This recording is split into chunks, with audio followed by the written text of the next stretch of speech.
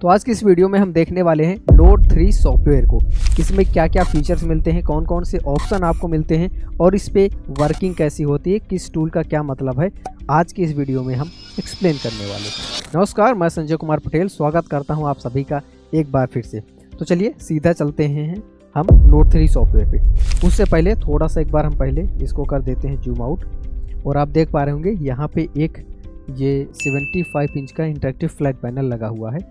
और ये जो नोट 3 सॉफ्टवेयर हम यूज कर रहे हैं, ठीक है, ये भी बताना चाहेंगे कि ये जो पैनल आपका कोई भी ब्रांड का आपके पास पैनल है, मेनली वो एंड्रॉयड मोड में रहता है, बाय डिफ़ॉल्ट एंड्रॉयड मोड में रहता है। अगर आपको उसमें नोट 3 यूज करना है, जैसे जो सॉफ्टवेयर आपने अभी देखा जो हम ओपन किए थे, ये वाला सॉफ्टवेयर यूज़ करना है, खान सर को आप देखेंगे, PW को देखेंगे, जो बड़ी बड़ी कोचिंग है ज़्यादातर वो सब नोट 3 सॉफ्टवेयर यूज़ करते हैं। ये सॉफ्टवेयर अगर हमें यूज करना है और हमारे पैनल में OPS नहीं है, केवल एंड्रॉयड मोड है, तो ये सॉफ्टवेयर हम यूज नहीं कर पाएंगे, या फिर हम लैपटॉप वगैरह कनेक्ट करेंगे। तो इसका तरीका ये रहता है कि अगर हमें नोट 3 यूज़ करना है तो इसमें आपको OPS लगाना पड़ता है। OPS आप लगा देते हैं तो अब आप इसमें विंडोज़ मोड चला सकते हैं, यानी कि जब मन कहे एंड्रॉयड मोड पे स्विच करिए। जैसे बाय डिफ़ॉल्ट ये हो गया आपका एंड्रॉयड मोड। अब एंड्रॉयड से सीधा आपको नोट 3 जब यूज करना रहेगा तो आप एक बार क्लिक करेंगे PC पे, ठीक है। तो अब ये आपका इस प्रकार से इंटरफेस आएगा। नोट 3 यहाँ पे है, इसको हम यहाँ पे ओपन कर लेते हैं, तो ये इंटरफेस आपको मिलता है।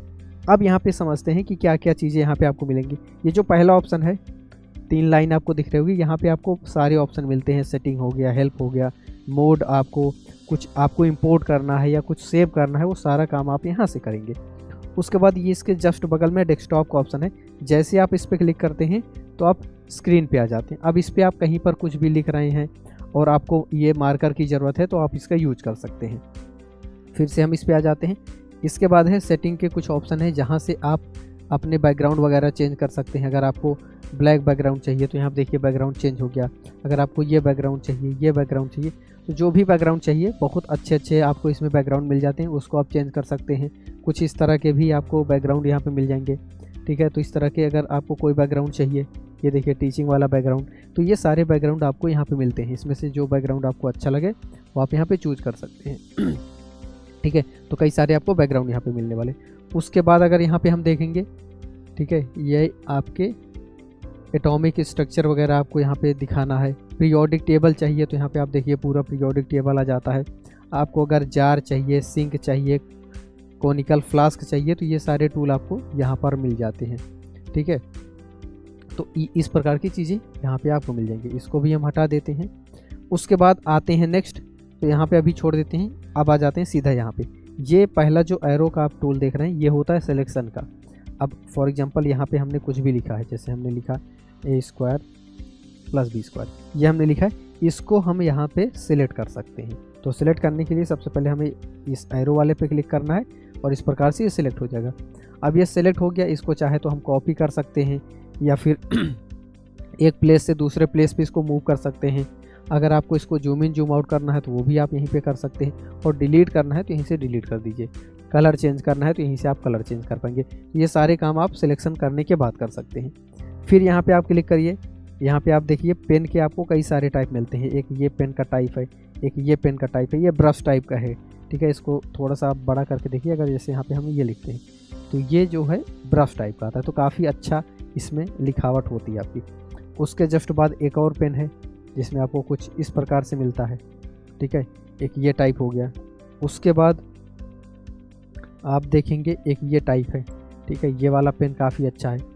इसमें जब आप लिस्ट में लास्ट में देखते हैं तो थोड़ा सा नोक टाइप का बन जाता है, तो जिन लोगों को ये पसंद है ये आप ले सकते हैं। तो इसमें आपको कई सारे टाइप के पेन मिल जाते हैं। उसी के जस्ट बगल आप देखेंगे कलर के ऑप्शन है। अभी आप देख रहे हैं ब्लैक से लिख पा रहे थे हम, अब हम रेड सेलेक्ट कर लेते हैं और यहाँ पे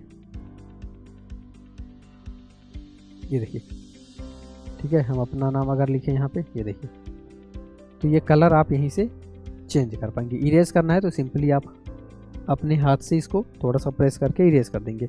फिर उसके बाद अब जैसे वापस हमें कोई चीज़ हमने डिलीट कर दिया तो यहाँ पे आपको अंडू और रीडू का ऑप्शन मिलता है, ये इस प्रकार से। अब ये है, एक तो आपने देखा कि इस प्रकार से हम यहाँ पे इरेज कर रहे हैं।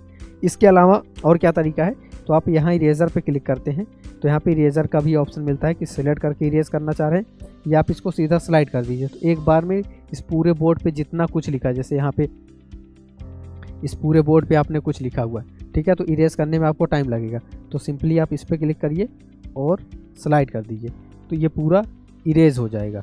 ठीक है। उसके बाद फिर ये होता है आपका पेज, आप कितना अप डाउन ऊपर नीचे करना चाह रहे हैं उसके लिए ये हो जाता है।